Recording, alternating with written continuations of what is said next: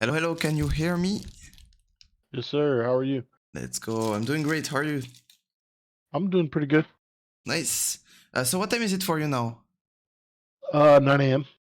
Okay, okay. Okay, so we'll try to go fast before the kids wake up, right? Well, they were up partying all night, so I was like, Okay. I guess I'll hop on and try to get some games in. For sure. So we're doing live coaching, right? Yeah, that's fine. Okay, let's go. Let's go, let's go. Well, you can start looking for a game. We're gonna do like the talking until we find one. So I've seen your OPDG. You're playing, let's see, mostly Trynd or only Trynd? I didn't check I that. mean, I try to mostly play Trend, but to the detriment of my own elo, sometimes I get bored and decide I'm gonna play something different. Okay. Okay, I'm linking the variety in the builds. Nice, nice, nice. So let's see. Do you have any particular objective with the coaching? Like, do you want to get better at something in particular, or just in general? I think like my own self critique, but I very well could be wrong in this. Um, is my own critique is that I just feel like I'm not the best laner, so I miss opportunities to get leads as big as I should have leads. Mm-hmm. Um, my friends that are higher elo than me disagree and just think I make poor decisions at times macro wise. But I mean I don't really know. I've been trying to get better for a little while. Um, but I do feel like sometimes especially with different wave situations, I catch myself like wondering like should I be pushing or should I be pulling the wave or uh, things like that where it's like I maybe I'll decide to shove a second wave and miss my dive window when I should have pulled it to set up the dive, if that makes sense. It does. I mean, the good thing is this is my specialty basically on the game.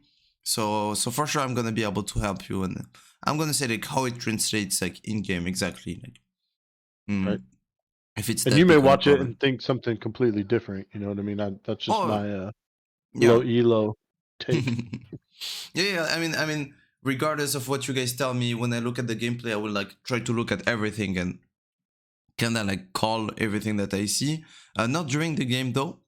During the game, I try to like let you play your thing, make your own mistakes because of course like I'm not here like to pilot you. Right. It wouldn't be like interesting. During the game, I don't know like how comfortable you feel by just like explaining your thought processes and just talking out loud your thoughts, but that would help you a lot. And Yeah, I'll try to. uh-huh. And then of course like if I see anything big, I will call it. But like most likely I would just like ask some questions to kind of like pick your brain and understand like what are you thinking about if you're thinking about anything. So did you tag mid? Do you usually play mid or do you usually play top? Um, Honestly, I'll go back and forth between the two. Mm-hmm. I'll play top for a while, and then I'll feel like I kind of stagnate, so I'll go bot or I'll go mid for a little while, and then I'll just basically back and forth. Okay. I mean, it's gonna be the same concepts, like regardless of the lane, it's just gonna be played out a bit different between the two. Um, okay, okay. So whenever I'm doing a live coaching, I have like two exercises that I will give to every single of my coaches. Um, the first one is what I call doing the thinking. So what I mean by that is like whenever everyone would have picked their champion, I would like you to just look at the comps, look at the champs, look at the matchups, and tell me everything you can think of. Everything you think that's relevant for the game, you just throw it, and Hmm. and that way I can see like how far like goes your either thinking or understanding of the game or both.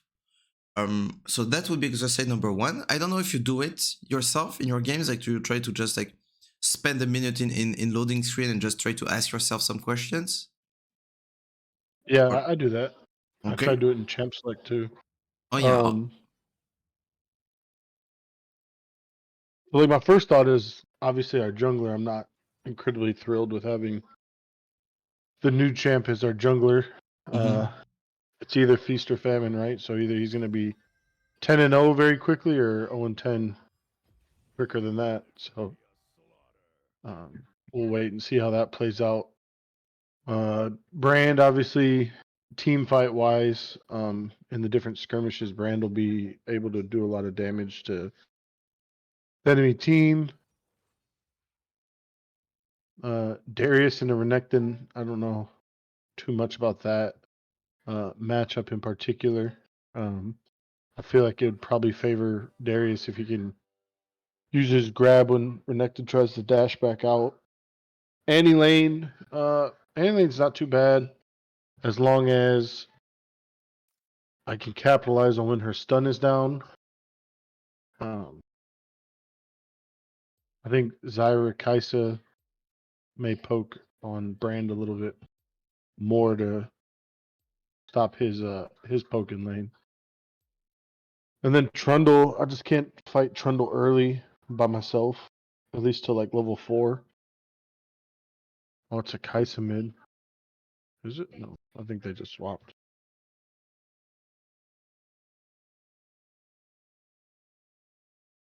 Okay. So, and do you think one team has the scaling on the other?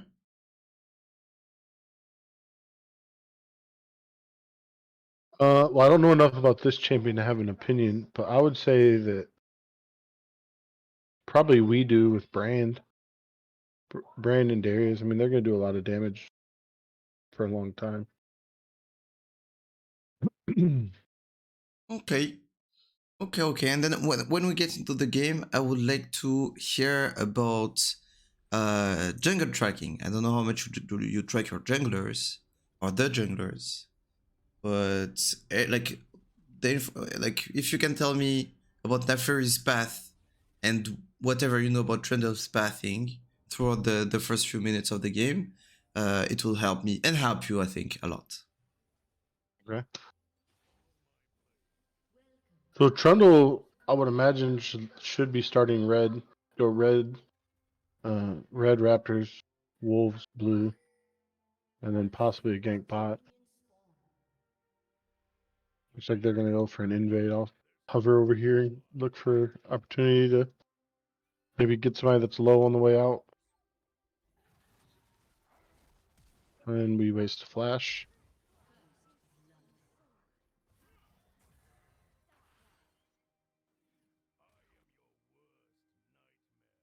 I lost 2 flashes. That sucks.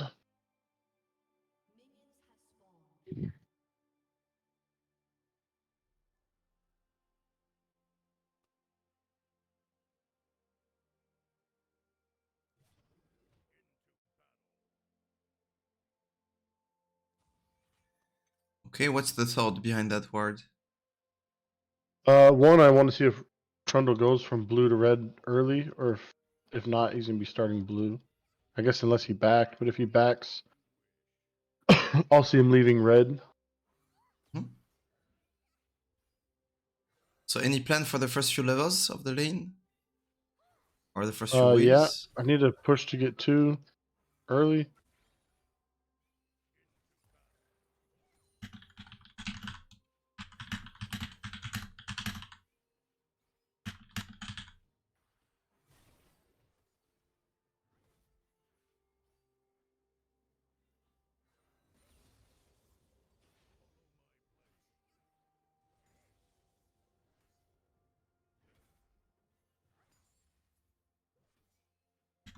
He didn't come up.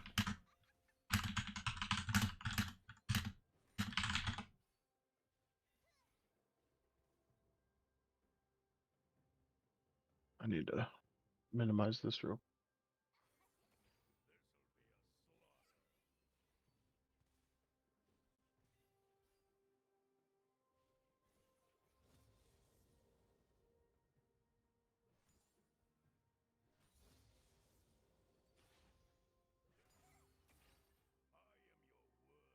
Okay, what now? Trundle spot. I'm trying to pull the wave towards me so that I can set up a dive here or an all in. Trundle's bot, so he still hasn't been red. So I gotta kind of stay on the top side to make sure he doesn't bot to mid gank me.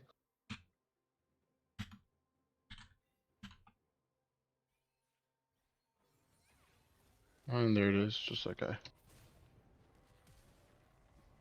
expected. Still got ganked.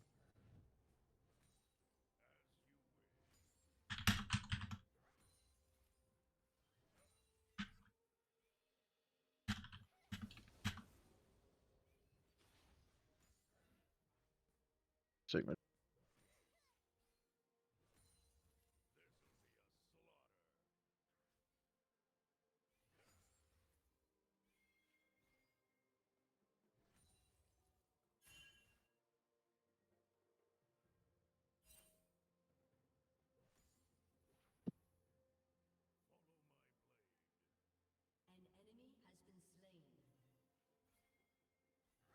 Okay, so what do you want to do with the wave?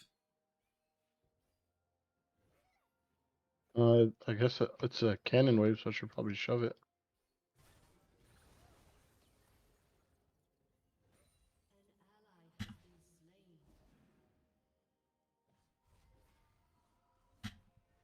Is the wave good for you now? It's not all the way under tower, but I think I can get it under when I get back.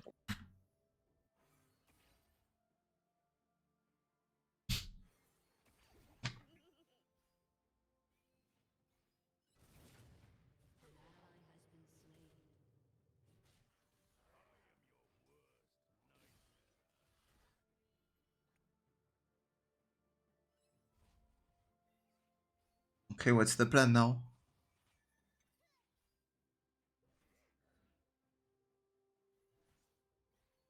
I was gonna try to shove the wave to keep her here, to stop her back.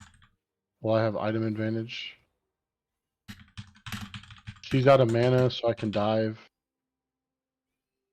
But I don't know where Trundle is. I would assume that he backed, because he hasn't backed yet. Okay, and if he backed, where is he gonna go? He's gonna go back bot side, because he just cleared top. Okay. So now you know why your ward was a bad ward.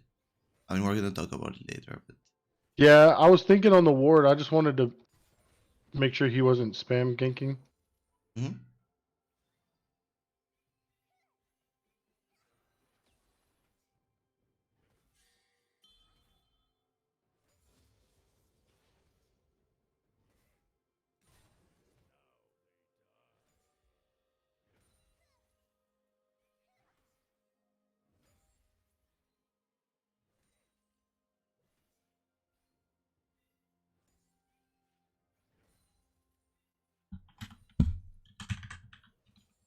I can't dive because I screwed up and didn't take my W level 4, so I'm kind of got myself in a bad spot. I think you can still.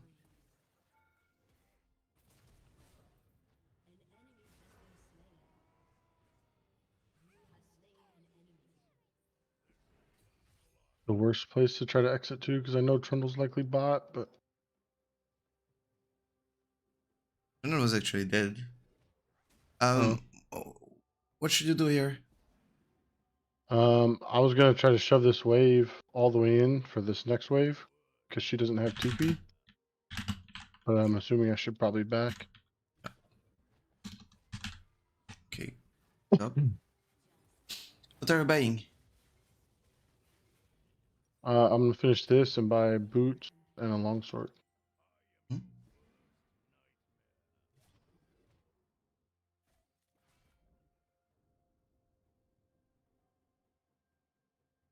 Okay, what's the plan when you come back to lane? My plan is likely gonna be to shove and try to rotate, get some more vision in their jungle.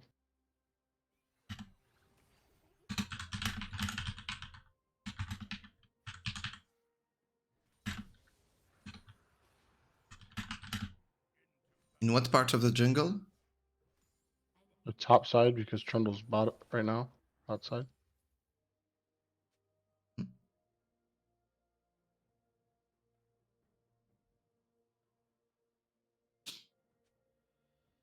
She's not here. I'm gonna go ahead and shove this.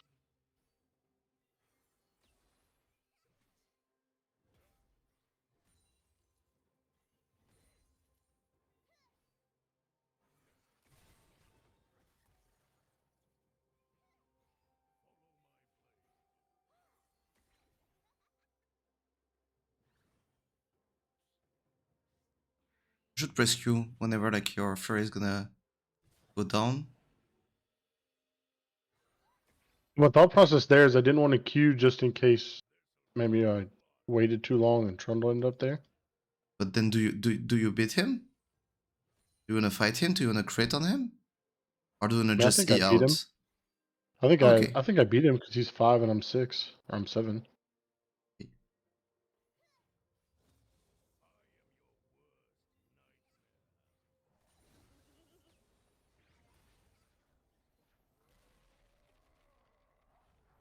Why's my keyboard not working? My fucking control button got stuck there, so I couldn't E. Okay, so what do you think Trynda is doing? He's clearing his raptors at the moment. I imagine he's gonna try to set up a rift. Mhm.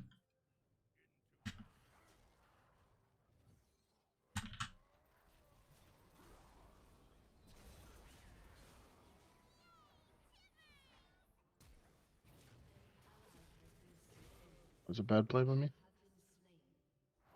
What made it a bad play? I shouldn't have flashed. I should have saved my flash. I fought a 2v3. I shouldn't have fought a 2v3. There's a lot of things that made that a bad play. Mhm.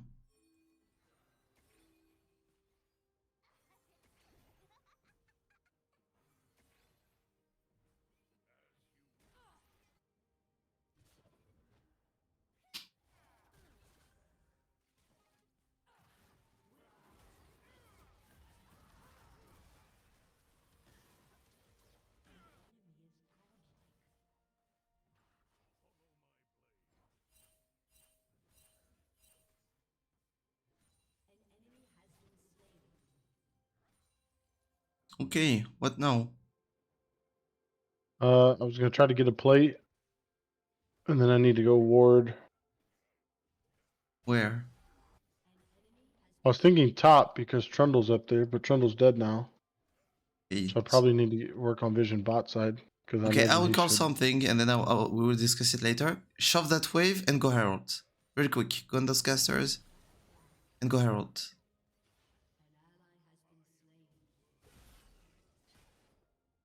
Or top.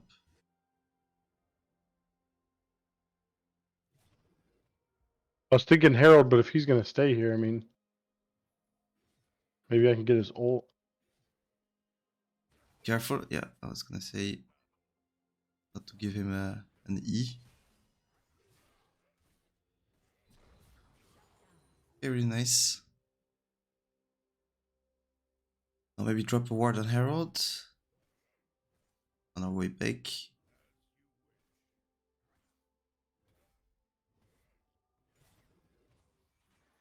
Okay, that's the only bit of piloting that I will do, but because that way like I have a concept to explain from that. Okay, what now? Because Annie was bot, I'm gonna go ahead and shove this again. And then I have ult, so I mean, I think I can probably fight Trundle if he's up here.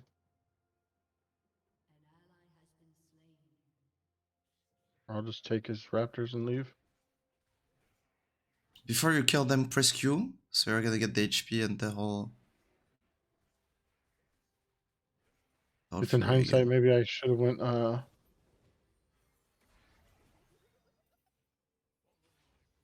Probably should have went Rift instead of Raptors, most likely. No, I think it was fine.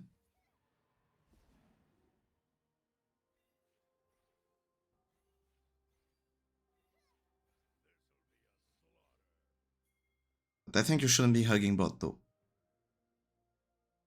I was looking at hitting the vision plant, to check dragon because my jungler's top. And what if they are on dragon? What's gonna happen? Nothing. I can't really contest it, but Yep. But during that I felt time, like maybe your team would be contested on Herald. Like the general idea is like to play to complement whatever your jungler is doing, basically.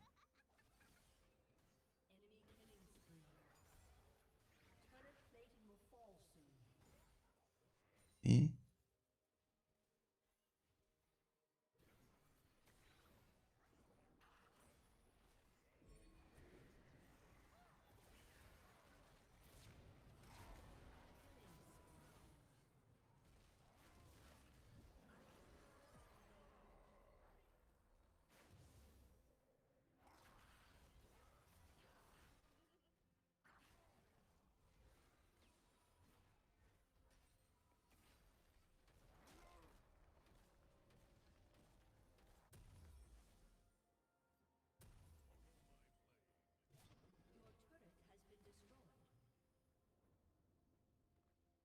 should I have back there instead of pushing with the rift? Oh, it was fine to get the charge, but then probably like not commit too hard. You should have also hit Q, so we don't have to ult that early. I feel like you have an issue overall, like with your Qs, like you're holding too long, like the Fury bar for hypothetical fight that might never happen. When actually, what makes Tryndamere broken mid is the fact that he has infinite sustain, and the players you're facing like Annie don't have sustain at all, but you're like not playing around it. So maybe just for a bit I will call you whenever I would press Q, just so you see like the difference in usage of this spell. And I think it was a big part of the whole early game that you played. Bigger than what you would expect actually. Okay, so what are you taking? What are you doing after this? I was thinking about maybe trying to see if Renekton's low. Doesn't look like he will be. If not, try to take some jungle camps. Hmm? Punish the Trundle while he's back, because I know he was bot and backing. Annie's here, so I'll leave. I don't think you should be scared of her, even without ult. Not so much I'm scared of her, it's just I'm more so scared of Trundle showing up, because I know he backed at our Krugs. Mm-hmm. I just don't want to end up in the 2v1 at red buff. Okay.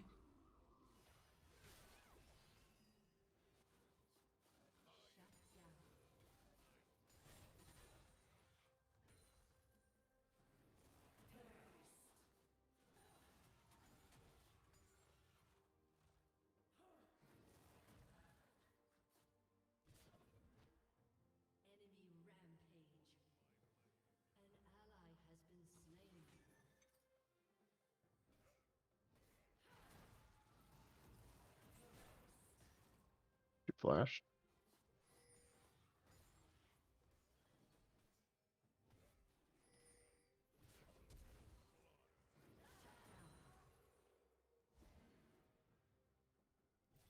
Careful, you're running on. Yeah.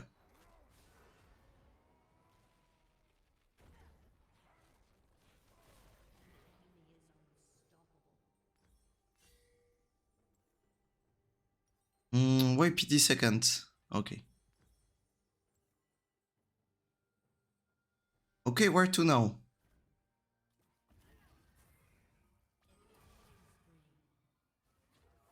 Probably top. Why? I was thinking dragons would be up, but if Darius is top, I guess I'd just go bot. So I'm there for dragon if it comes up. God, Kai'Sa's super fed.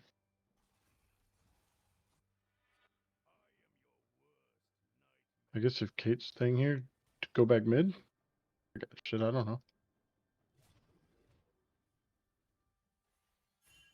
So can you guess? Can you guys contest this rig? Do you think? With Kai'Sa top, I think we can. So the condition is Kai'Sa being top. If Kai'Sa is being top, we look to contest Drake, and if Kai'Sa is not top by the time Drake is up, what do we do? I think we just keep shoving lanes and get pressure. Mm-hmm. Take pressure other objectives.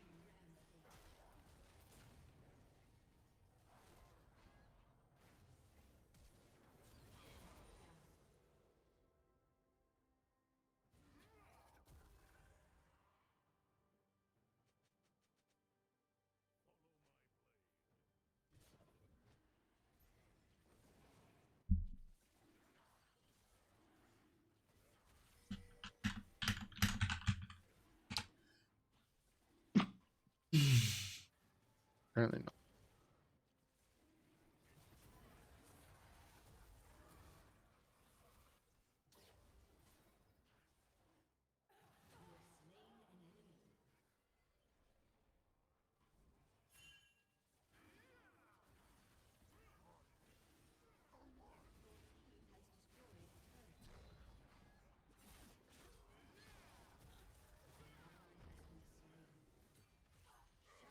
Jesus Christ.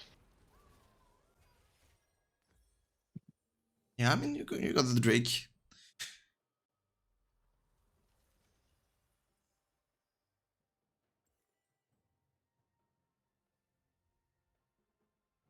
Okay, so this looks difficult as a game, but of course it's still winnable.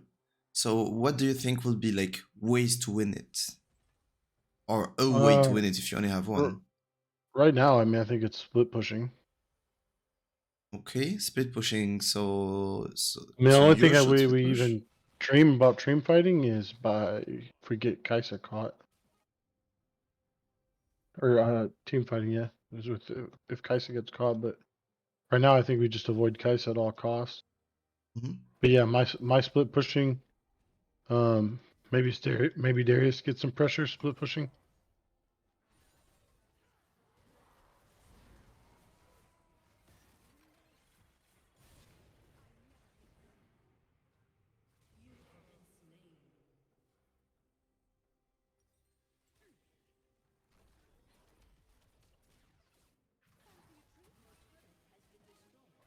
I guess I should know better than to fight that even with Caitlyn there. She's fucking 08, 18. I shouldn't have depend on her for any damage.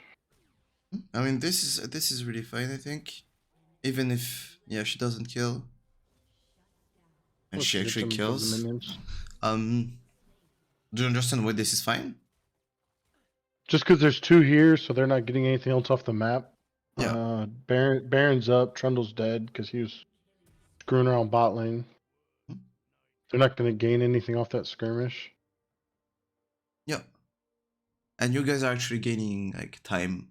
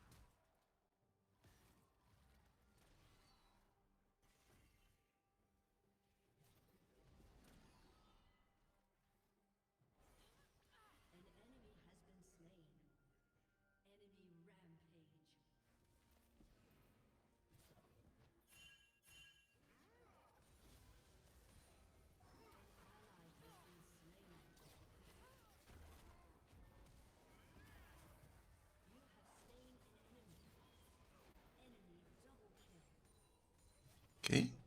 Really nice. I think I probably could not waste flash if I positioned better before that instead of hitting the fucking wave.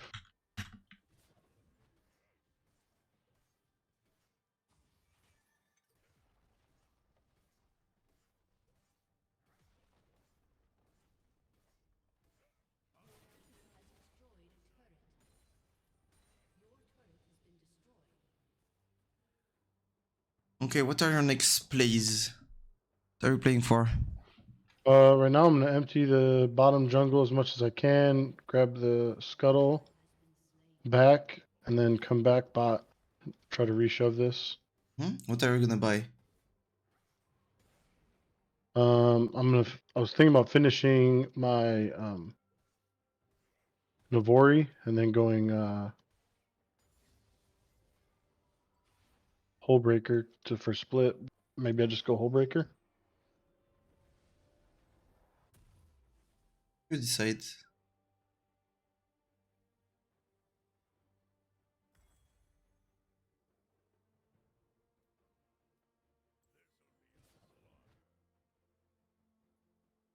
Okay, so why are you going bot? Baron's up, so I want to try to pull Kaisa and or Trundle bot to chase me around If they show up for me, then my team can Baron. But there's something you're not taking into Dragon's coming up, consideration. yeah. But it's fine. That's why I'm sure happy you went Navari. I think like you've been here and you've brought success to the fights to your team, and maybe you can look to do that again.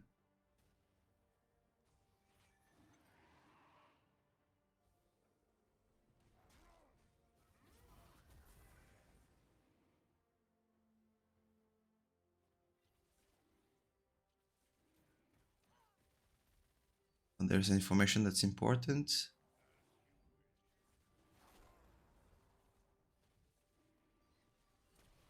Can you fight that? Can you win that? No, I don't think so. I think I'm better off just going and shoving a wave. Oh shit, we got it.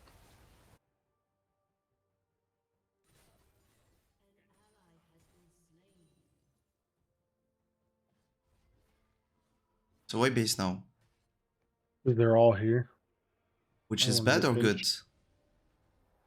pinched. It would be better if my team had pressure somewhere else on the map.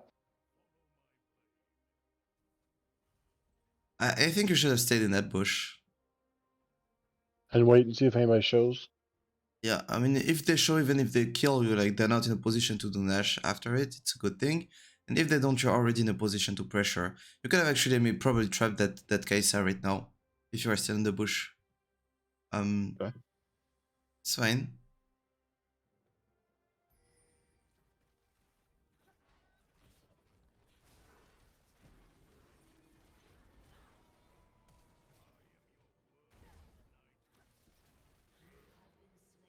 It's a bad engage.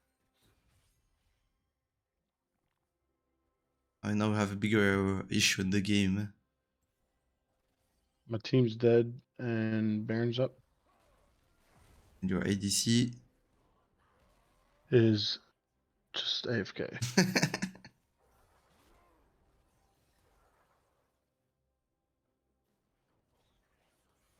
Let's see what Nafiri does. Jesus. Interesting. She has auto attack activated. She might actually win that because she has auto attack.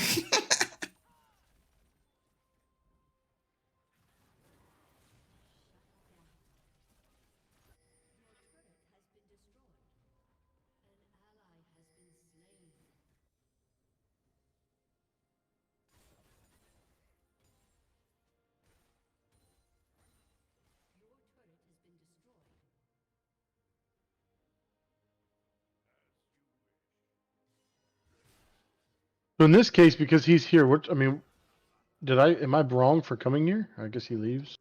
Exactly. So that's something I see a lot of like Tryn player like not going on side lane because someone is there, but actually like people understand this assignment like once you get there, unless like they're trolling.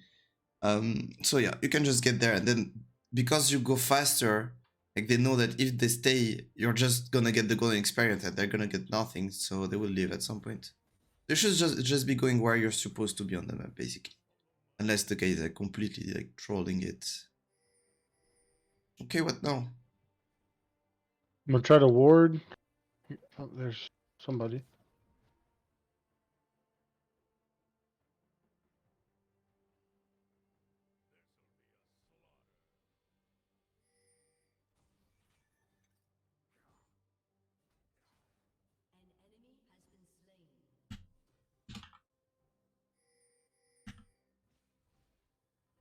What items does Renekton have?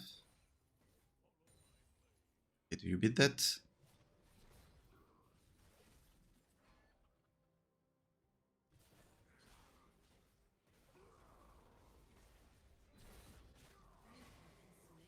Why did my fucking R not go off?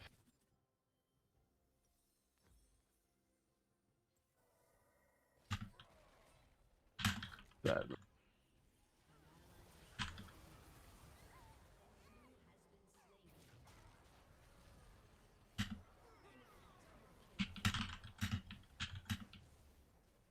The fuck?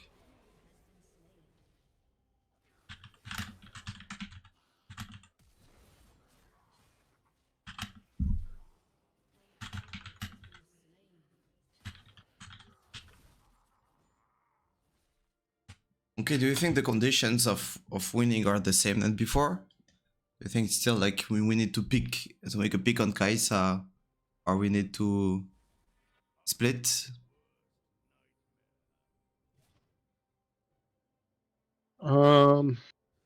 Really, I think fighting around Nafiri, if we're gonna fight, she's doing a lot of damage, Hmm? especially considering how far behind they are. Why are you going top here? Dragon's coming up. Okay.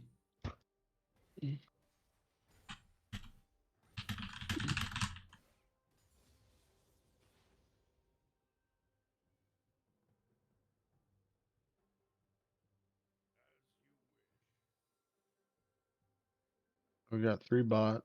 Can shove this pretty hard.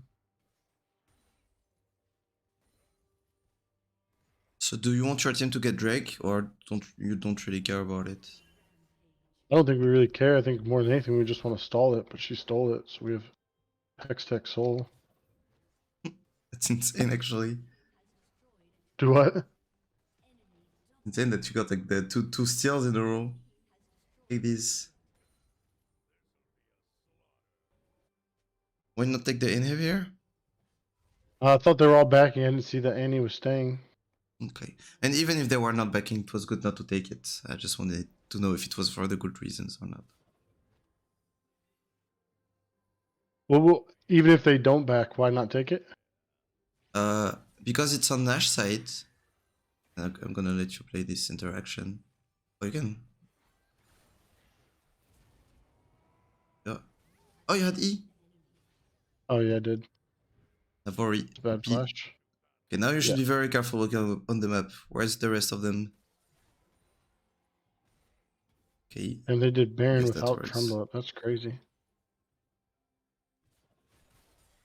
So it was bad because it's on Nash side, meaning that it's not gonna get you Nash. It's not gonna get you anything actually. It's only gonna get them free golden experience. Bot inhib is really good though, because bot inhib gets you Nash, basically. So that's the short answer.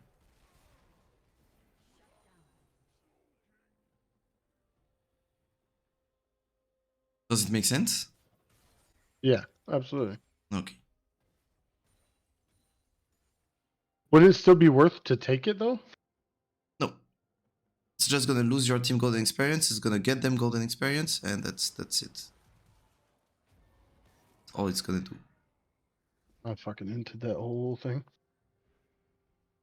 She flashed. It's fine.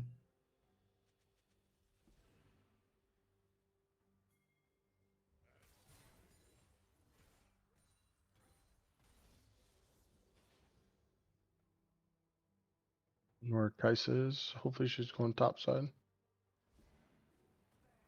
She's mid.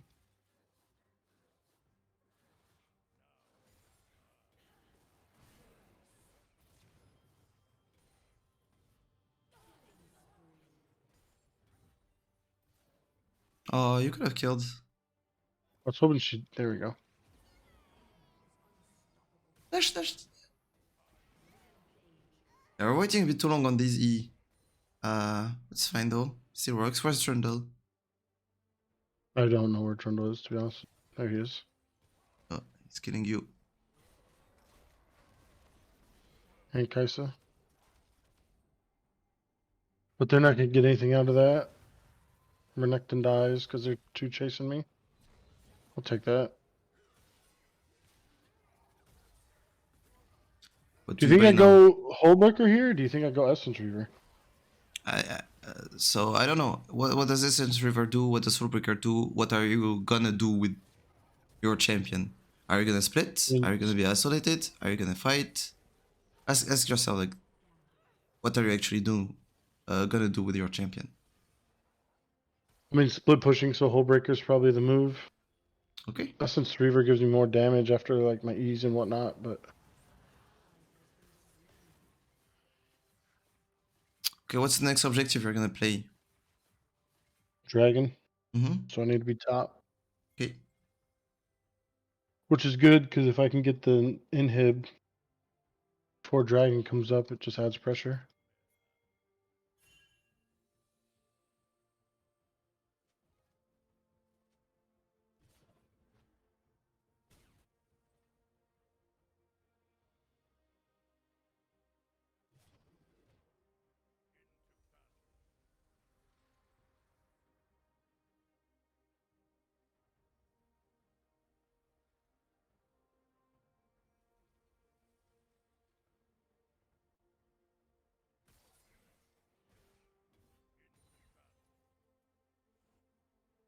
No vision. I have to get this Elder. I should probably be there for Elder, depending on. Need to look for a rotate, I think. If I can't get big pressure, I don't want to lose Elder. So who can match you? Top. I don't think anybody. Okay. Maybe Kaisa, just because she can kite me. There she is.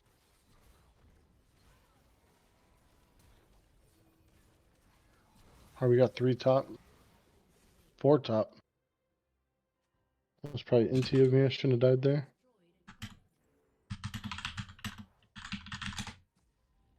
Fighting with no vision.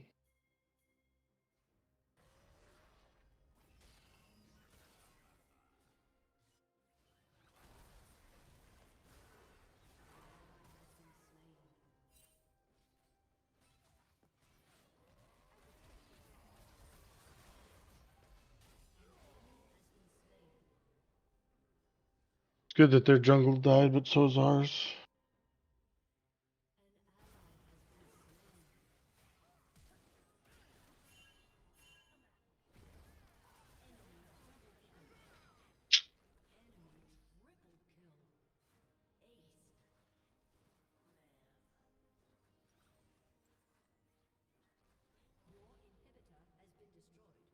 Oh.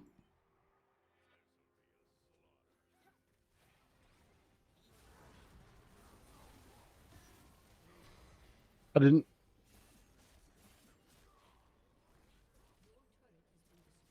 Sedge. Yeah, it was Big okay to sad. ult super early because your play was not to kill them. You were looking to kill them anyway, which was not the play. Your play was to...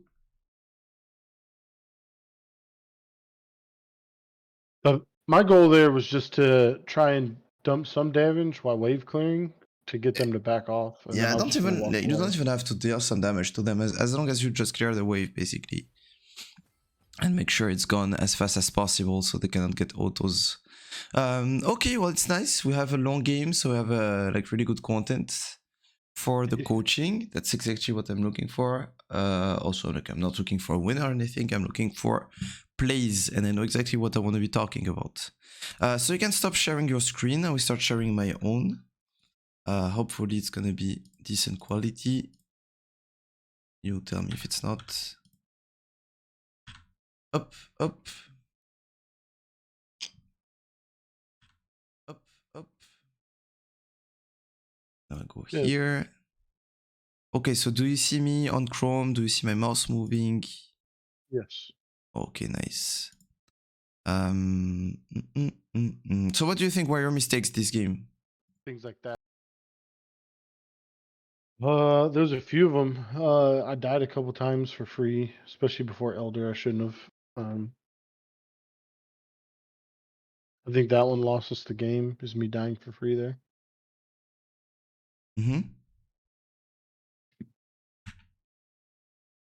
And so I'm gonna take the game chronologically. I'm gonna take play by play. I'm gonna talk about like all the things that I can think of, but I think like most of your mistakes go into like 2-3 categories. So we're gonna look at those. Let's see. Okay. So here we are. I mean, regarding the thinking, it was actually pretty decent. Like the information that he was able to get and to tell me. I think it's important that you keep doing that every game. I don't know how like regularly you do that, but it's really important whenever you get into a game to be able to. Your stream froze in Discord. The stream froze on Discord? Oh shit. Wait, now it's working. We're good. Okay, tell me if it lags at any point, and maybe it might have just been me not realizing that you're in you had it in loading screen. Oh yeah, maybe. So everything quit moving, so I just assumed it froze. Okay. So I mean, I don't have like much to say. Like the way I do it personally is like I go matchup by matchup. Then after I did matchup by matchup, I go like random team fight at 14 minutes for Drake, like 5v5. Like, is there anything obvious on the strength? Like for example, Annie ult and Zyra ult could get like a bit scary maybe. But on our side, like we have Brent ultimate. Nafer can assassinate someone. Nafer is an assassin. Do they have squishies? Was squishy. So maybe go for these guys. Maybe help her go for these guys. Darius can stack his passive on melee champions and then go on to suit the squishes. Kind of like think about how the fights are supposed to play out before they even like happen. So when they happen, we're prepared. And then think about like very late game. Like, is there someone who has the scaling? And I would be a bit concerned that they have a TP and we don't. I would be a bit concerned about Kai'Sa, who's really broken in the current meta with like W, like the poke, etc. But other than that, like we have Brent, which is like solo AP Brent. So Brent like by himself can just win us the game basically. And yeah, I would be considering like those. And then if I have like any champ specifics. So now the second thing that's going to be really important is the jungle tracking, as I said. So here in Naafiri, we see her starting bot. So what does that mean? It means that her first gank should be top if she ganks. If she ganks, but anyway, it means that in like she's gonna play bot to top, and at 3:30 around that, she's gonna be playing on top scuttle. She's gonna be playing for the top lane scuttle. Now, let's say we know that Trynda starts bot. We know that Trynda is starting bot. What does that mean for him? Then Naafiri is gonna be contesting her playing for the scuttle is gonna be contested. Okay, and what can we do about it as Tryndamere? We could shove and roam. Okay, that's it. And so like kind of like a general concept that you can use for mid lane that's gonna be useful is whenever you have junglers that are matching and are gonna play for the same scuttle, it's gonna be important to have the push whenever the scuttle is spawning. This way you can help on the scuttle. And whenever the junglers are not matching, it's better to have the wave frozen. This way the enemy jungler, he cannot get a gank off, but your jungler can get a gank off.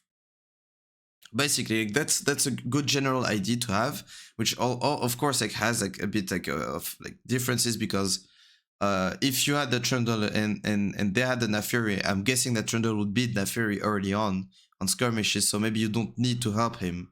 That kind of things, you know. But if you feel like your Naafiri is in danger and you actually like told me that you think she would lose early on and she's gonna play for top scuttle and you think that she's being contested, it could be decent to have the push in order to be able to help her on that scuttle. So that's kind of why we need jungle tracking. And then if you know where the jungle started, well, you know where he's going to be at the end, and then you know where he's going to be at 5 minutes because he's going to go back where he started. So you know where he's going to be at 6 minutes 30 or 7 minutes. Then you know where he's going to be at 8:30 or something. And then like for the whole beginning of the game, you actually like know most likely where the enemy jungler is. And this is going to be really important. So here, like from the start, something happens. I don't ask you anything, and then I ask you, what's the plan now? And then you tell me, I wanna get the level 2 first, and now you start hitting the wave. So did you not have that plan in mind before?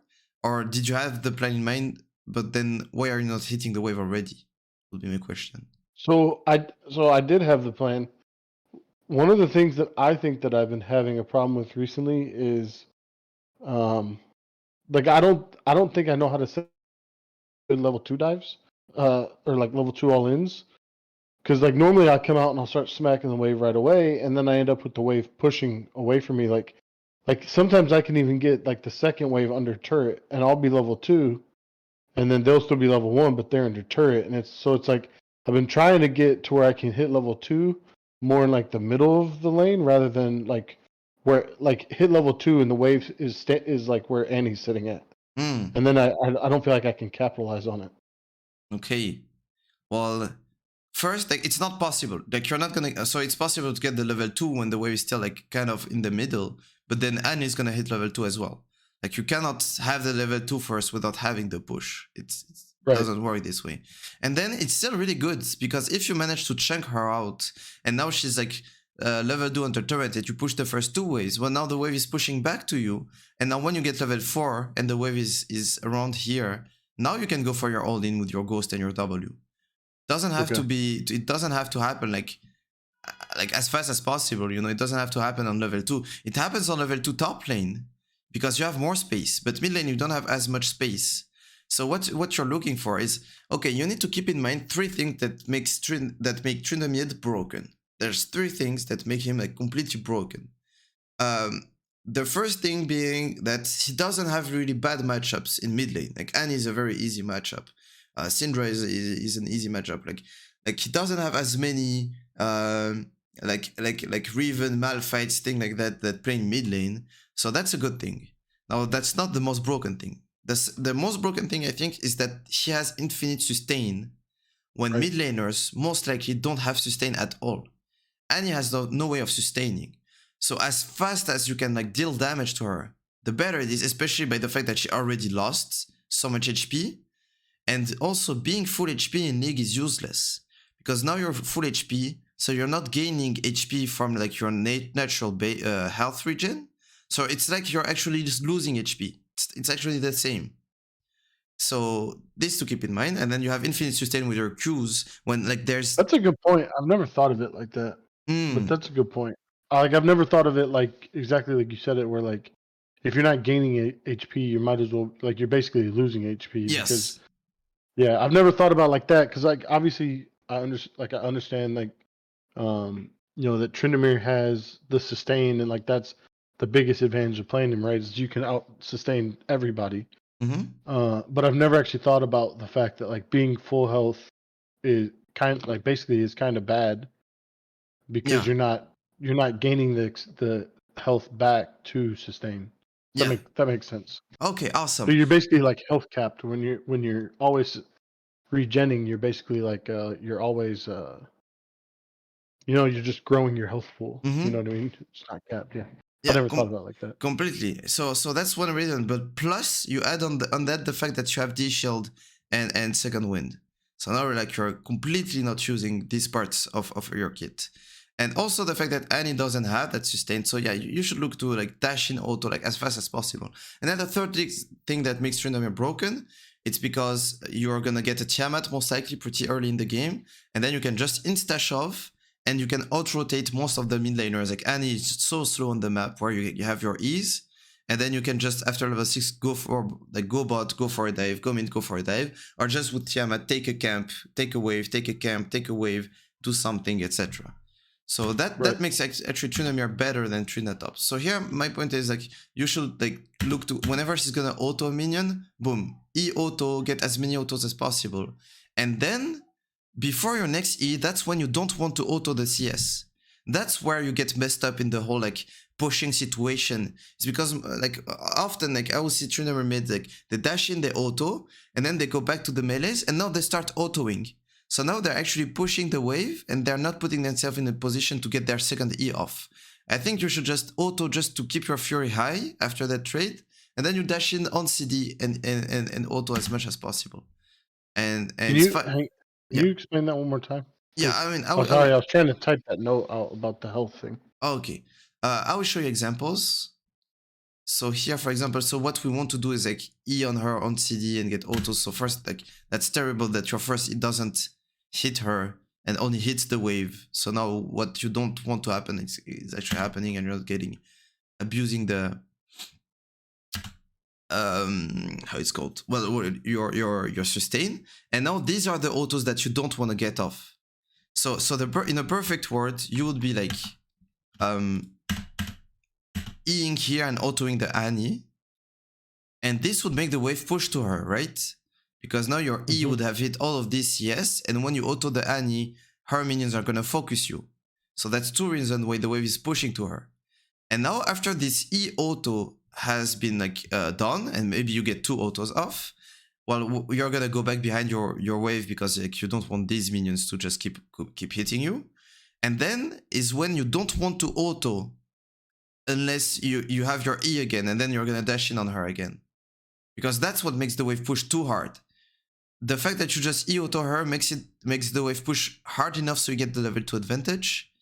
But if you E auto on her, go back, and then start autoing again the waves, this is push that is not as necessary. Now you're over pushing the wave, and that's how you end up in a situation where you get level 2, but Annie can stand here, and the wave is gonna stand here, and you're level 2, and now you cannot do shit about it. So it's like you just like you both want to get the push, but you want to like get the push while getting those trades of E autos, so you don't push it like too fast, basically. So now we kind of mess it up because now Annie can actually like contest the level 2. Or if you want the level 2, now you actually had the opportunity to kill that CS first or put him low, and then you dash in and you level up your Q during your dash in, and then you have like a little extra AD for your autos, basically. Which is still not a big deal. You still got this, and here, like you could do it again, for example, like you're actually gonna get an E in 4 seconds. So here, if you don't push the wave, actually, you probably can get another E off. Or maybe not, because she was able to put the wave. So now we're just gonna go for a nice crash on the wave. And this is still really winning, even if we didn't do it like to the best of our capacity. This is very winning. But now I have an issue, is that, okay, right now, you get level 2. Do you think you're gonna hit Annie anytime soon? No. So my point is you should start pressing Qs. So you actually abuse the fact that this is broken. You don't really need the crits on the CS. Like you can still like push it. You can use your E. You have your wave helping you, etc. But now by not queuing, you actually missed the whole Q timer. And also remember how I said it's useless to get HP on top of full HP bar? Well, it's useless to get Fury on top of full Fury. So it's okay to keep your Fury full only if you're gonna hit crits that are gonna matter. But here you're not. The next wave, you can see it. Your wave is here, so it means that her wave is here. So you don't need that Fury. So my point is you should be starting to press Qs. This way, like you would get this HP, you would get Fury again, and then you would get another Q, and it would be almost full HP already. And then you're almost full HP Tryndamere into like 250 HP Annie. And then it's over. She's already fucked. And here, same, like here you should be pressing Q. Press Q, press Q, press Q. And now you're actually gonna lose Fury. You're losing Fury without even queuing. So I don't know what's the thought behind it of keeping that Fury and not queuing for that long. Honestly, and this probably makes it worse. Actually, I've done coachings before. And one, it's kind of a meme, but one of the ones I did a niece coaching like a long time ago before he was, $350 a session. Okay. And he harped on me about not utilizing my Q enough as well. And I think I did a better job of doing that. And then some of my higher elo friends who don't play Tryndamere have kind of they've gotten on to me about wasting my Fury on using Qs when I may need it for a fight, and so I've kind of got myself back into the habit of holding the Fury in case of a fight. And so, like, as soon as you said it, I was like, I fucking knew better than that. But I also hear my friends yelling at me like, "What the fuck are you queuing for then?" And then, you know what I mean? Yeah, in mid to late game, it's gonna matter a lot, but early game, the HP you get is gonna matter way more. And yeah, like here you'll be like 100% HP, and then she is the one that's doomed. By the way, I really liked your ward here. The fact that you actually knew that you could get a ward off because a play happened bot, and then you reacted to it and took something on the opposite side of the map with that ward that gets us vision. That's really smart. That's really good. And now we see Trynda bot, and like the best thing that you could do here is actually like pressing tab to make sure that he really did on, because here Trynda, what did Trynda do? He probably did blue grump bot. Yeah, either blue grump bot, or by that time Nafri actually did 3 camps, and now he's on her 4th camp. So maybe he actually did like wolves also, or maybe he did. He couldn't do red into bots. So yeah, he probably only went for 2 camps spot. I mean, I don't know. If I press tab, I would know. So that's one thing. That could be nice, like just knowing. And then where is he gonna go next? He should finish his clear and then continue on top, or just go straight top. back and go top. finishing his clear, what does it mean? It's like doing his wolves and then raptors and then red, or he could back and go straight to red. Mm-hmm. But in both cases, we know that Trundle is really like, here he has 3 camps, here he has 1. So he kind of like wants to go towards top side. And he was towards bot side. And my jungler is also like towards top side. So here, like, you should be doing what you're doing. Also, like, pressing your Qs, but yeah, I'm not gonna keep talking about them. No, that's fine. Yeah. But I'm glad you said that, because I got all the way up to like gold 1 at one point. Mm-hmm. And then as I've kind of listened to some of my friends, I've kind of like, because I got friends that are like diamond, plat, master, and I've listened to some of the stuff that they've said, who aren't Tryndamere players, and I've kind of stagnated back to like, high silver, low gold. Yeah, and I've been trying to figure out like, how the hell am I getting worse? Yeah, and I just think that it's a little things like pressing Q more often to keep my health up, to set up more dives. It's like one of those things that I didn't realize that I wasn't doing. Okay, that's nice then. So I'm just gonna like throw it like sometimes, because it happens a whole lot. You're more welcome to harp on it. It won't hurt my feelings. Okay, nice. If anything, it'll just reinforce like to use it, Yeah. So here, like, as a mid laner, most of the time you're gonna hug one side of your mid lane. Most likely you want to hug the side where your jungler is, and the opposite jungler isn't, right? Right. So here, you should be hugging top, right? So we're kind of doing it, and then we're kind of not doing it anymore. At some point. So I mean, okay, this was not too much of a surprise that Trynda was gonna commit, because of all the information I got. Yeah, you actually said it before he came. So now the only big deal is actually like you walk in for that 1 CS when Annie has her passive. That was the like if she didn't have passive, like here you can just auto the CS, E away, and you're fine basically. Now there's something against Trynda, like you should be careful with your E, because he could actually cancel it and then you have to flash. But here, once this happened, I mean, yeah, you panicked a bit because he actually saved you with his W. Like you didn't have to flash. At the moment you flash, you are here. That's where you flashed. Right. So you're actually safe. But yeah, that's the bit of the mechanical thing. But the actual mistake was, just not to respect the fact that Trundle is, well, pathing here, even after you say it, and not hugging top as much as possible. But it ended up still being fine. Yeah. And I flashed because mentally I had it in my head that I was going to E-flash, because I knew the pillar was coming. So like I just did it because like before the pillar ever happened, I decided that I was going to E-flash. Okay. Yeah, so it's very Trynda specific, but yeah, you should try to like, because if he's gonna succeed on his pillar, you're gonna have to flash anyway. So you should try to E first, and then if he succeeds on his pillar, well, then you flash, which was gonna happen anyway. But if he doesn't, which can happen, then you don't flash basically. But you still need to try to E first, which you did.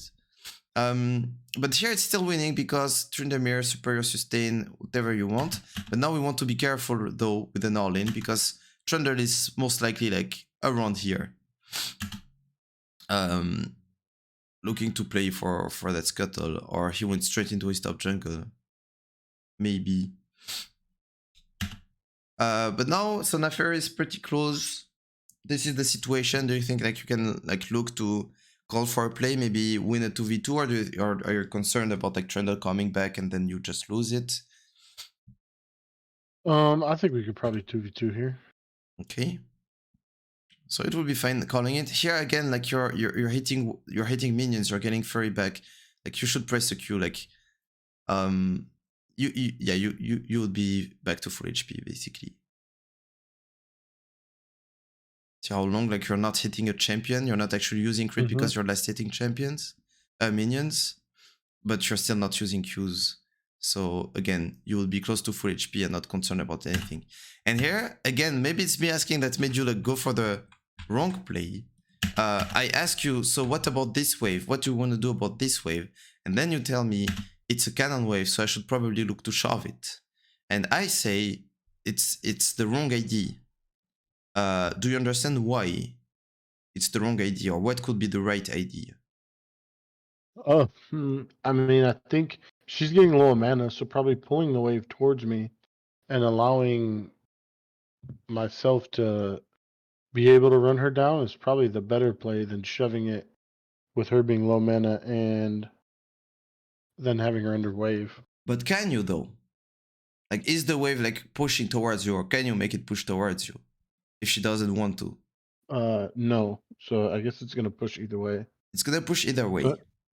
So I mean, I guess my options are either hard shove or slow push it. So maybe slow pushing is better to where I can push her off wave and let the tower tax her minions. But can you try to understand why was slow pushing then? So not crashing that wave, but crashing on the following wave. Can you understand why would it be good here or better?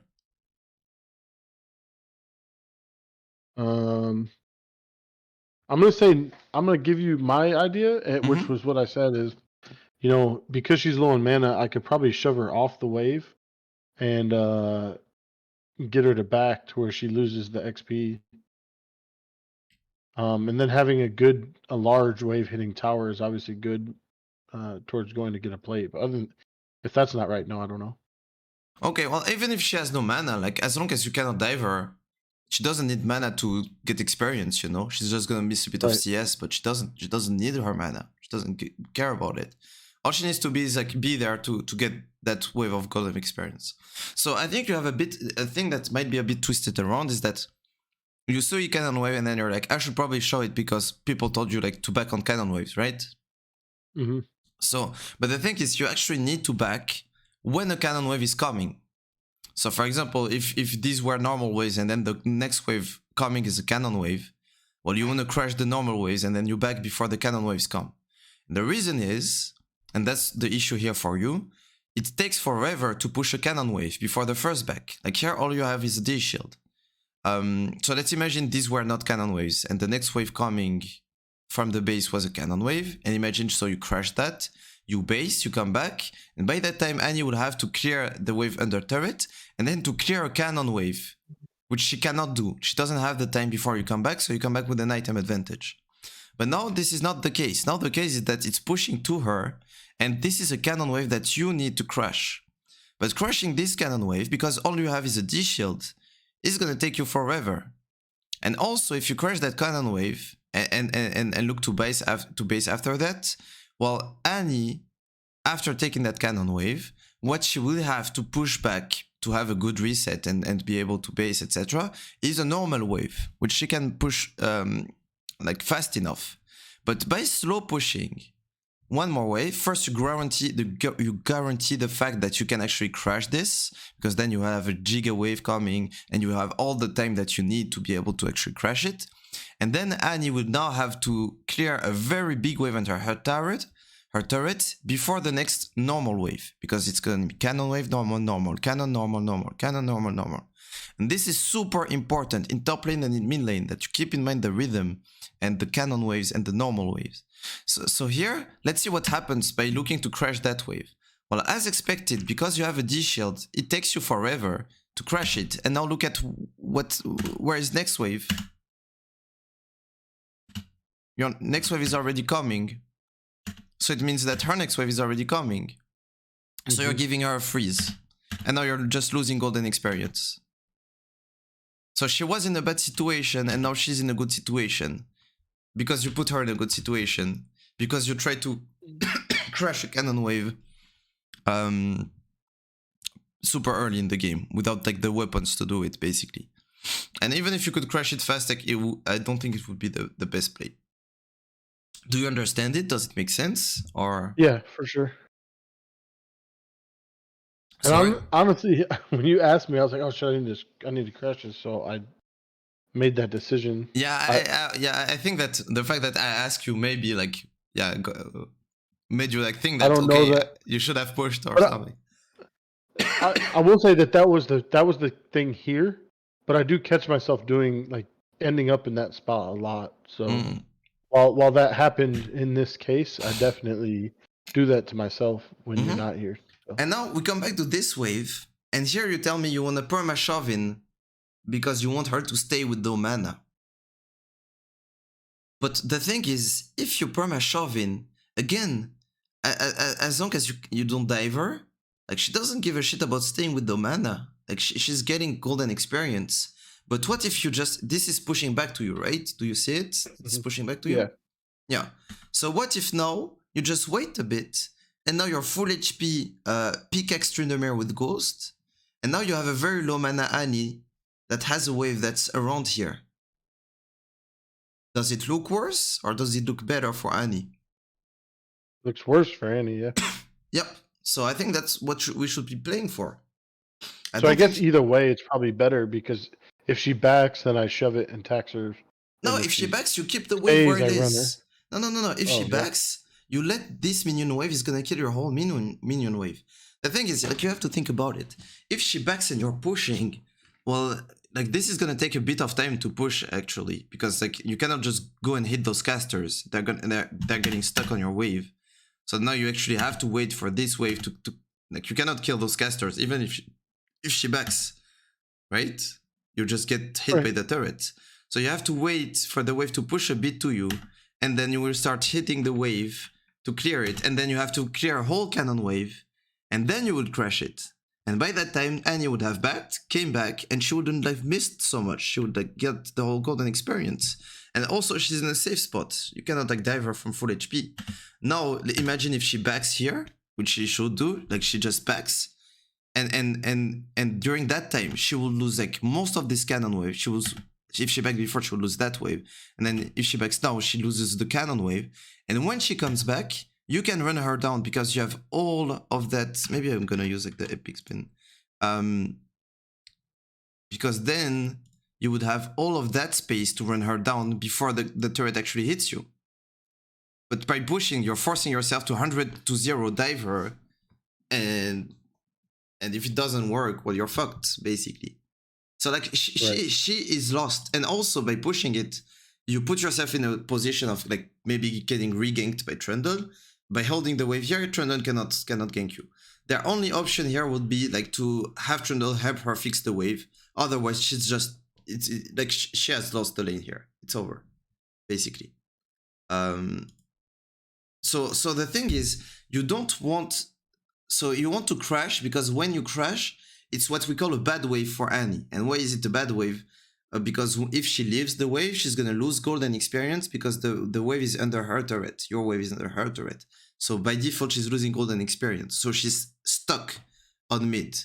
That's why you want to push. But the thing is, this is also a bad wave for her for the exact same reason.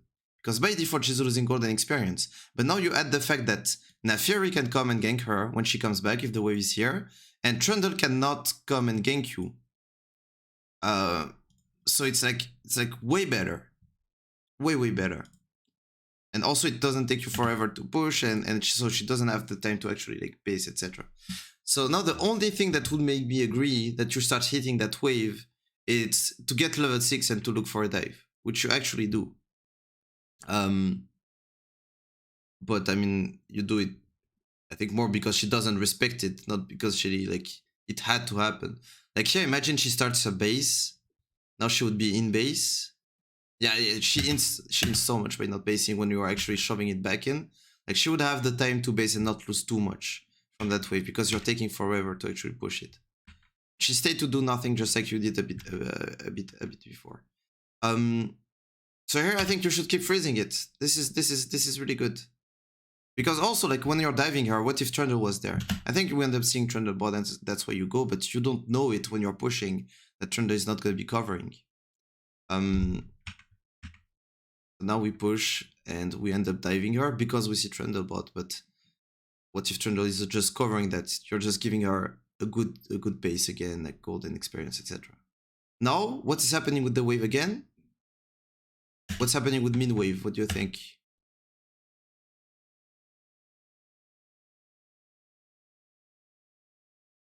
So boom, you kill her.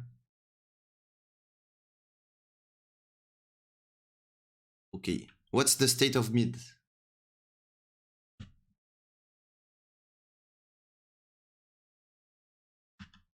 Are you still here? I'm muted. Sorry, I muted my headset. I was talking. Okay. I think it's still. I think at this point it's going to be pushing back towards me because it's under turret. Okay, which is a good state for you or a bad state for you? Good for me. Okay, so what should you do right now? Probably back. Yeah, exactly. Look at all the time you waste coming back, deciding to push it, and realizing that it's a cannon wave, and because it's a cannon wave, you don't have the time to push it, and now you're back. It's 35, yeah. And now you're back at 5, basically. Okay, you wasted 25 seconds twerking on the map right here. That's a lot in this game. That's a whole lot. For sure. So yeah, it's all about, you see now we're at 7 minutes.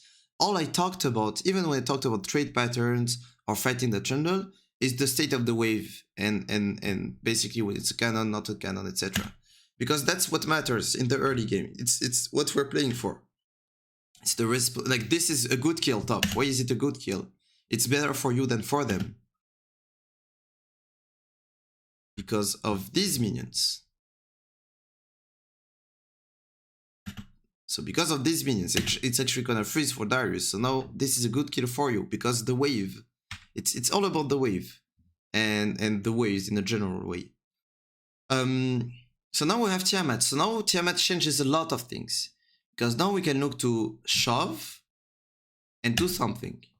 But the wave that you need to shove is not that one. So that's when you can clear it, but that's not shoving. That wave is the one that you need to shove. Because here, like, you're moving, but Annie could also be moving, and she doesn't have a bad wave. She has an even wave. What you want to do is crash the wave first, push it first, crash it, or make it like push to Annie, and then you move, because you know that you're uncontested and unmatched on your rotations. That's why Tiamat comes in handy. That's what you want to use Tiamat for. So let's see how we do it. Here, like, we shove and we get vision. I really like it. Now we probably shove. Okay, maybe we don't. I think once you have Tiamat, like you kinda want to insta shove unless you want to set up for an all-in or a gank or something. And like you could argue that, yeah, but I don't really want to shove this because I don't know where Trynda is. But then you can just hit auto attacks. You don't have to use your E. And you could be also hugging top because Neferi is top also. Which again, see how Neferi is top? And Trynda we actually knew, or even if we don't know where he is, well, you actually kind of know where he is because you have a really good ward here. This ward is like really good. So you kind of know that Trynda is most likely bot side. And you know that your jungle is top side. But then you're hugging bot again. That's really something that you need to start like thinking of during your laning phase. Okay. So now we actually lose a lot of HP, which doesn't matter. And now again, even if you want to move, even if it was good moving, which was not because it was a 2v3, that's the biggest issue, you should shove first. Because here, by moving right now, like, if the play is winning, it's winning. If it's even, it's even. If it's losing, it's losing. Now, if you push the wave first and you crash it, if the play is winning, it's winning. If it's even, it's winning. Because you got the whole wave and she loses the whole wave, the Annie. So even if it's even, it's winning. And if it's losing, it's not losing that hard. And that's why we're buying Tiamat. So just a few autos in the casters, E back in the melees, or if you want to move, just autos, and then you start moving. But like the general idea is like just like, yeah, don't go for the 2v3 basically. But the most important thing is like shove the wave first, because actually here you lose all of those platings, or most of them, because you didn't shove first. And then it's gonna be the same. Okay, now we get to shove. So I would be considering like either going for a plating or complementing my jungler, my Neferi, by going bot, maybe going for a dive. But I don't have my ults. Now what I would be concerned about is also cannon waves. So this wave is not a cannon wave. I would be really interested about the state of the next wave. And that's why I'm calling to go Herald here. If the next wave was not a cannon wave, I would not call you to go Herald or for a top gank. But because the next wave is the cannon wave, I'm calling for you to move. Do you understand like this concept? Yep. Yeah. Yeah. It's gonna take her longer to shove it, so I'll have more time to That's it. do Herald or something. And I called Herald because Trynda just died after being Right. top, so most likely he doesn't want to go top again. Or maybe if he does, maybe he doesn't have to come all the way. But now we have like this guy overstepping, so we can just get the kill. Try not to give him a free E through you, even if it doesn't matter that much. Just like puts Darius. So can you pause that for a second? Yeah. So how would you position differently on that?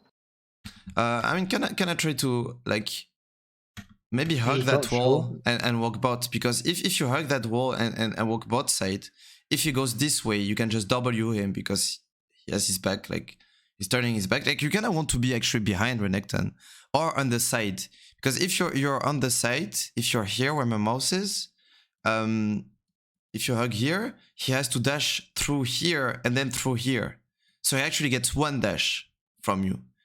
If you're this way, he can dash this way, and he actually gets further from Darius basically. So it's not a big deal, but like it's just a general idea. Like against Renekton, you kind of not want to be behind him as much as possible. So you kind of want to walk this way. And against like something like Set, you don't want to be someone behind, someone in front. Like you have a few champions where you have to position a bit differently. But yeah, I would just like most likely just look to hug the wall, or also try to like kind of bait him, like walk in and out, you know, of his E range, so he is the void. It doesn't matter too much because you still have your W, you can still follow him, just like for Darius to also be able to participate in that and kill him as fast as possible. Not a big deal though. Like the mechanic things are not the biggest of the deals. The waves are. And now, because now they're pushing the cannon wave, boom, now we come back. And it's not a timer anymore. We push a wave, we get something, we push a wave. So you're low in HP because you didn't use like enough Qs again.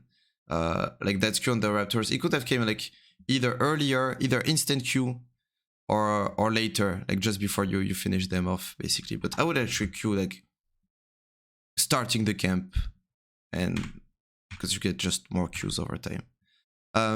Okay. Now we're a bit concerned because we're not full HP, but we're not full HP because we didn't use your spells. And now like there's something that I don't really like, is that sometimes like here you see your Naafiri is top, your bot lane is coming back from base. Like that information bot side doesn't do shit. Like it only puts you at risk of getting like caught up, or it puts you at risk of having Darius and Naafiri being collapsed by Renekton and Annie by the time you're bot and hitting this.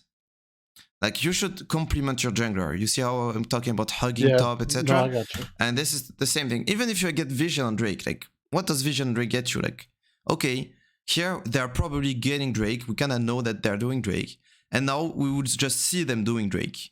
Like, what's the difference? Like they're doing Drake anyway, you know.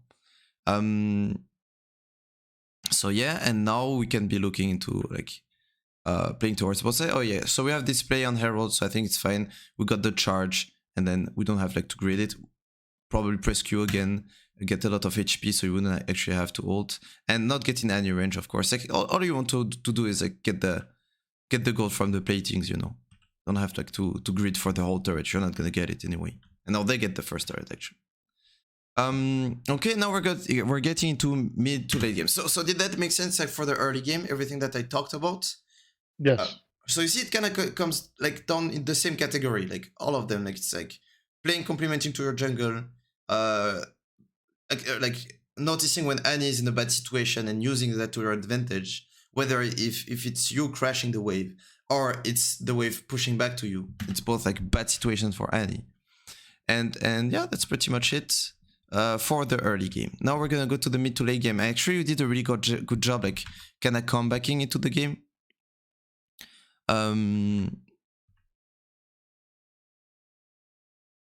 Let's see.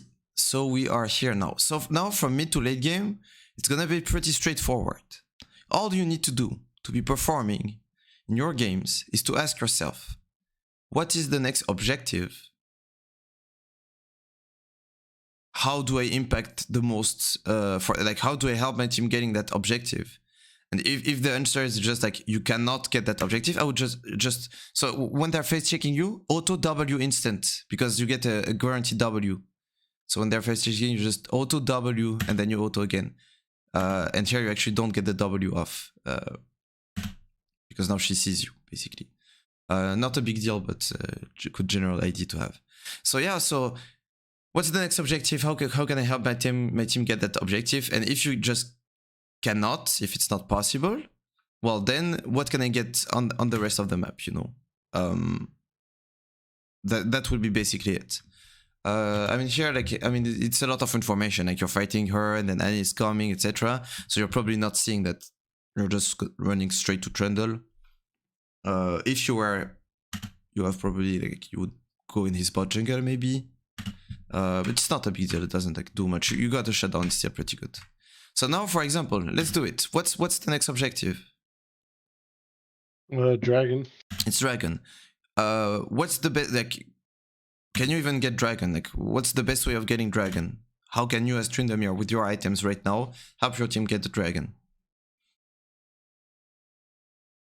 If it's possible, if it's even possible. I mean, honestly, I don't even think it's possible because I mean, their Kai'Sa's top, but two of my people are top, and my Caitlyn is dying. So I mean, I think I'm probably better off just shoving mid again. Okay, really nice. Yeah, I was gonna say, like, if it's not possible, then what can you do?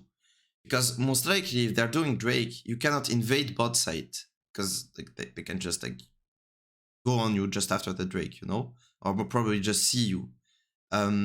So what you need to be looking for is either pushing mid is never gonna be bad, like the mid prio is never gonna be bad, because most likely you're gonna pin someone, like Annie is gonna stay mid to hold, and then maybe you can create another advantage if you can play for the Drake.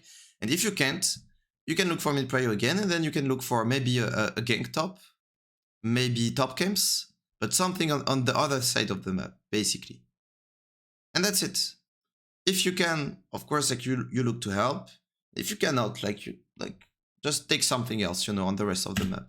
And here actually, of course, like it's kind of fluid. Like sometimes like you cannot and then you can, but even if you're like you're moving and right now there's like nothing obvious to take. Like this Caitlyn is gonna die, or she's like 1 HP, and you have mid-waves matching.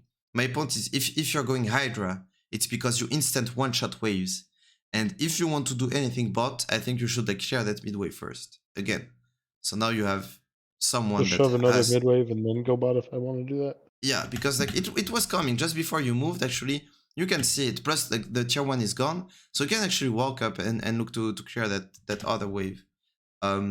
Still keep your E to escape it just in case, or like if you're concerned about someone, or just wait a bit and then clear it, and then you move, because it ends up working. Now you can help your team get Drake, because now this guy like went super far, and now their jungler is dying, and now they have no smite. Now probably that we can help our team get the Drake, but still I think that right now, where is Annie, Kai'Sa, Zyra, Renekton? Where are they? All of them. We don't know.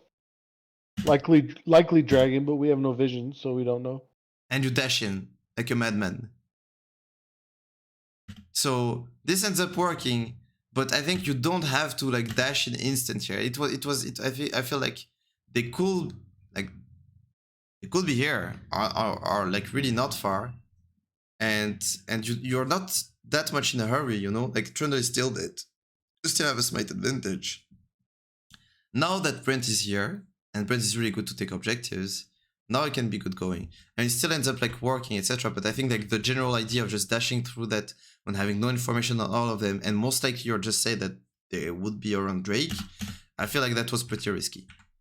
And sometimes in League, like you're gonna be rewarded for bad plays, sometimes you're gonna be punished for good plays, and it's kinda like your job to assess if it was a good or a bad play. It's fine dying for it, like we were playing for the Drake, and we ended up playing for the Drake. And now what's the next objective on the map? Rift. Or Nash. Well, yeah, I looked at the map and it was... Yeah. So Nash is gonna be the next objective on the map. What's the best way of helping our team do Nash?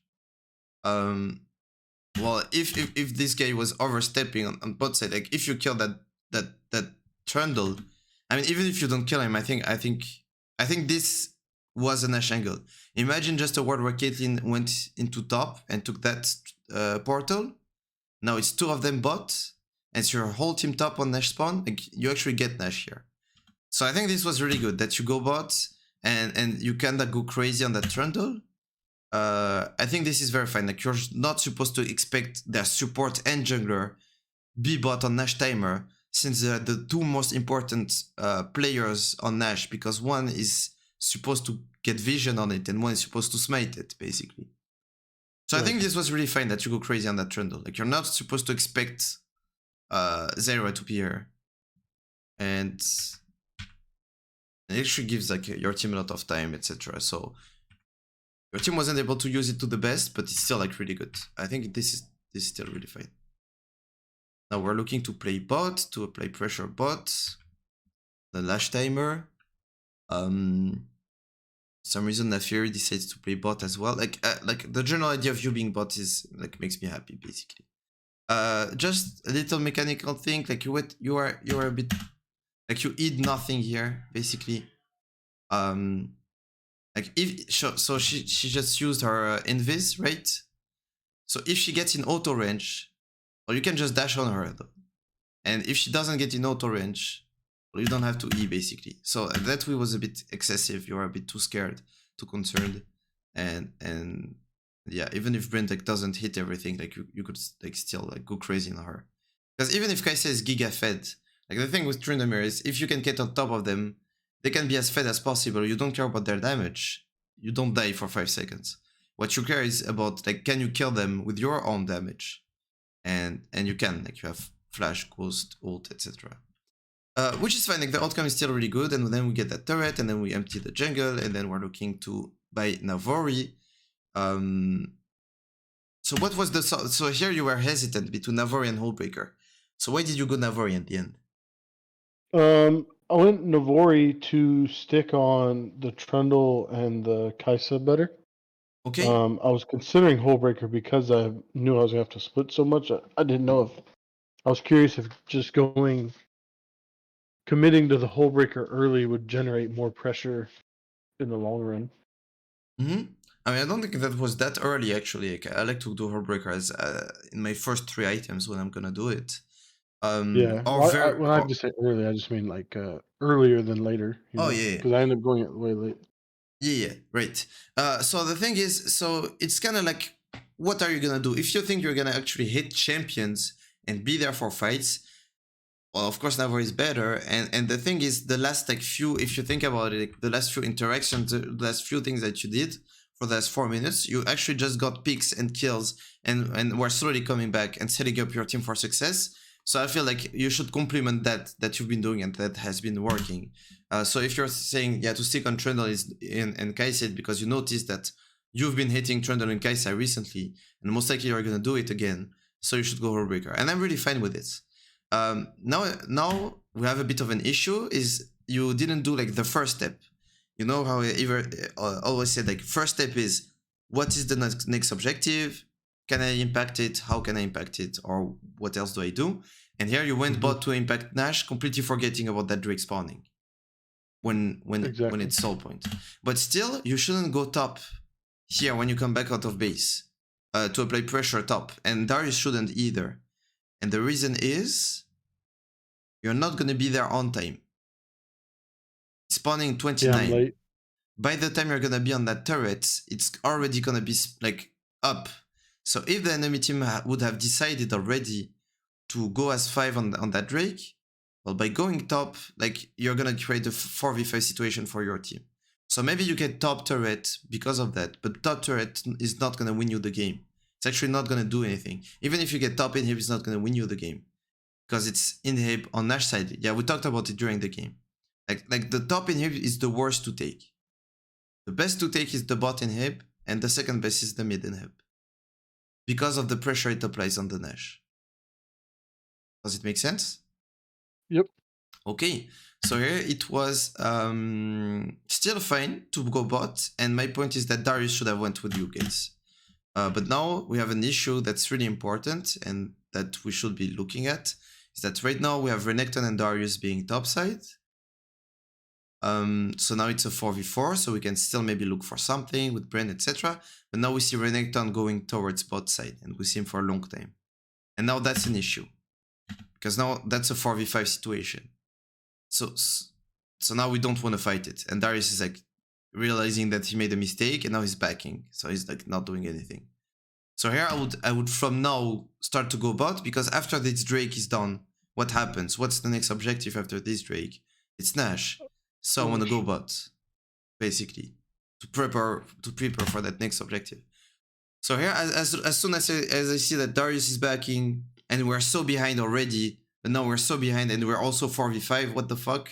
I would be going bot already. And here, so I call like just pushing, because what enemy team can do here? They have two options. Back or collapse.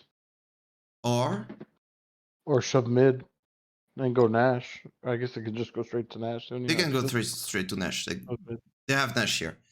Nafier is dead. They have Nash. So my point is, by pushing bots, if they come to you, it's really good, because it means that they're not on Nash. And if they don't come to you, which is their better play, well, you still get a bit for it. You still get bot turret, and you can even like decide to still go bot inhib, which I think is not the best, because you're not going to end the game the next 3 minutes and a half or 4 minutes, and you're just going to give them free gold and experience. But at least you're getting something, you know? But if you're backing, you're not getting anything.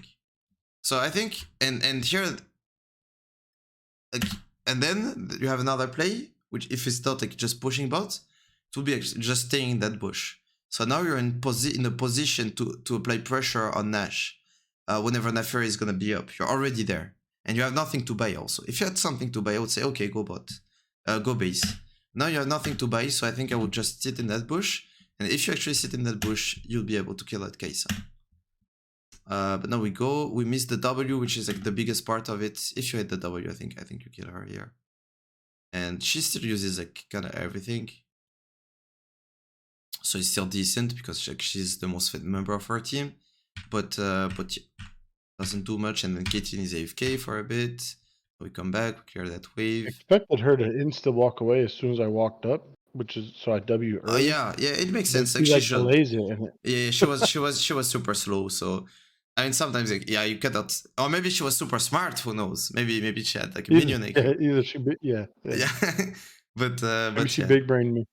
Like, that's funny, because there's like whenever I go like I smurf, sometimes I smurf. I'm a terrible human, sorry, but sometimes I smurf, and when I smurf like on a new account at the beginning, like I just for example, if you want to hit a skill shot, so you can hit the skill shot wherever they are, and then when you go to Diamond 4, etc., they will start dodging. So now you have to hit your skill shot behind the guys, because they're gonna try to dodge it.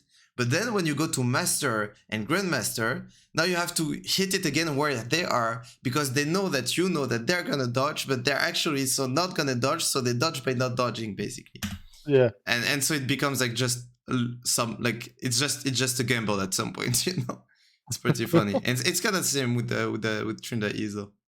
So here, so you want to get a ward off. It's really good. You're applying pressure, but you're putting yourself in big danger here. You don't have a ward yet, and even when you have your ward, like, you don't put yourself in max ward range, you know? And I feel this is really risky. So here your eyes should be on your W, right? You understand why? Yeah, you're looking for it to light up if they're over a wall or something. Yeah, and then you just put the ward from here, and then you can clear that and then dash through that wall. But this is not the time like to get killed. Your team is not like close enough like to Nash, not really in position to get it. Now your team killed Zyra. I would be pinging Nash. Also, something really important, whenever like someone is matching you, it's really important that you check items. Like here, it's not like, I don't know if you are actually looking at Renekton items, but as Tryndamere, you need to ask yourself, like, is the guy that's defending on me, is he killable or not? Can I kill him? That's it. So you need to kind of look for the items to make sure of that. Right. I would be hard pinging Nash right here, because one of them is dead and one of them is bot. So like by default, it's a 4v3 of my team on Nash. And if some people actually come to you, if some other people come to you, well, now it becomes like it's a 4v2 on Nash basically. So it's okay to go crazy here, but what makes it bad is that this guy is recalling and this guy is in your bot jungle. Otherwise, it would be okay even dying to 2 people bot when 1 is dead, but it would be for Nash. So it's fine. Your team didn't follow. You cannot control them, but I think you should at least like make the call. You know, at least like call for it, because that's the whole reason you're top, your bot at that point. And now you see when I talked about like being top too late. Well, that's exactly what you do. You decide to go top for Drake, but by the time you're top hitting something and now they have to match your pressure, the Drake has already spawned. So now your team is playing a 4v5 situation, and they have the time to actually like win the 5v4 enemy team and back and defend on you, which ends up happening. So you got 2 turrets and so you got the Drake because Neferi stole it, but that shouldn't be the plan, you know. Like if it's so like, I mean, it depends. Like if you are like really planning on getting that Drake or not, but you get the idea that if you want to apply pressure on the opposite side of the map to get an objective, you should do it a minute ago to a minute and 30 ago. That way they have the time to say, oh shit, Tryndamere, yeah, you have E here, which is a bit sad. To be like, oh shit, Tryndamere is top. We need to match his pressure or he's gonna end the game. Okay, let's send someone, and then they send someone. And then by that time, you have the time to either kill that someone if you kill him, that's why you need to look for items, or rotate on the map and create a 5v4 for your team now, and not a 4v5. Does it make sense? Yeah, yeah. Okay, awesome. Awesome. So we could Trynda, but there is no Nash up. Oh, it's fine to go bot for the next Nash. Yeah, we can play, we can kill, we can get killed. It doesn't, okay, you're just getting fed, but it doesn't like really do shit. Even them killing you, you kill, whatever. Like this is like, okay, during this, like I'm just gonna tell you like how it's supposed to be played out. Like during those minutes where there's no objective on the map, like what should be played out? It should be like a vision war to be able to make picks, just get a few picks, get a few kills, etc. But we want to make picks and not to engage in big fights, because the goal will be to save ults, flashes, and ghosts for the next big fight. And then it will be timers where everyone's kinda just farming for the next item and getting to our next power spike. And that's about it. That's how it's supposed to be played out, but it's never how it's gonna be played out in solo queue for sure. Okay, and now you know your mistake. Again, so it was good to be there before, because now someone is pushing. So now Elder is gonna spawn soon, and you're doing what I'm calling, which is going there before, so someone has to match your pressure, or someone's. But now this is not the time to go crazy. You did your job already. You created pressure, and now Renekton is matching it. You have 2 wards. Your role is, if you're playing with your wards, is to put vision in their jungle to make sure if they're coming as more or not. And if they're not coming as more than Renekton, then you know that you can go for a kill and threaten to just end the game with Wallbreaker. And if they're coming as more than Renekton, then you know your team is in a 4v3 situation on Elder. That's what you want to be doing right now. But you don't want to be going crazy, and the reason for that is because now they have the time to actually fight you and still go for Elder and be there on time. And that was the issue. It's Elder in 1 minute. So you need to be there 1 minute before. Really good. But you need to go crazy like 10 to 15 seconds before. Like, or at least when your team like is in a position to get it. If you want to go crazy, if you know suicide to open space, etc. But here it was done too early, because now on Elder, everyone is there on their team. Everyone can be there. Right. So that was the big mistake. It was really good to go Breaker. It was really good to play the split. It was really good to be there 1 minute ago. It was really bad to go for the fight without having vision or knowing if Renekton is being helped or not, and with them having the time to actually come on you, kill you, and then go back on Elder. That was the issue. And here, I mean, like Of course, like if you press ult, yeah, it's gonna be very different. But my point is like you don't have to ult too late because your only mission is to clear those and then maybe look to deal damage. But the most important is not to deal damage on them, is to clear that minion wave. But if you deal damage on them and you don't kill all of them, like and they have the minion wave, like they can just finish. But if you clear the minion wave, they cannot, basically.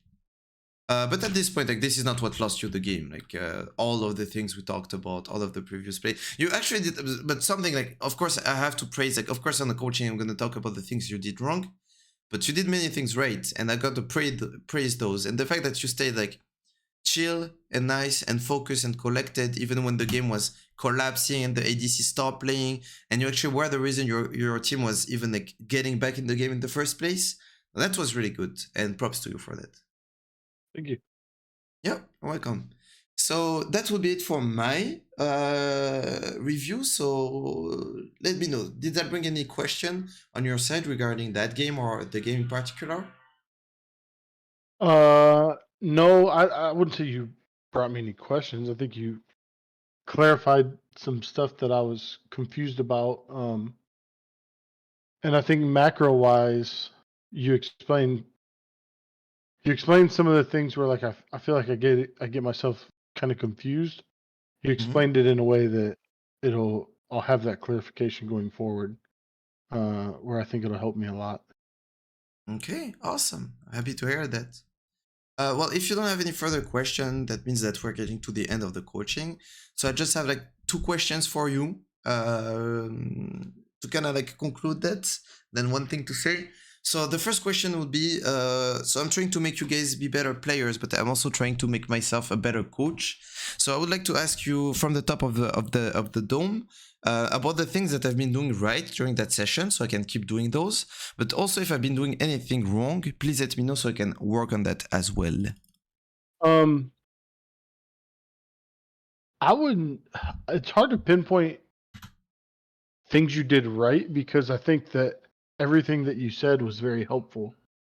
Okay. It wasn't.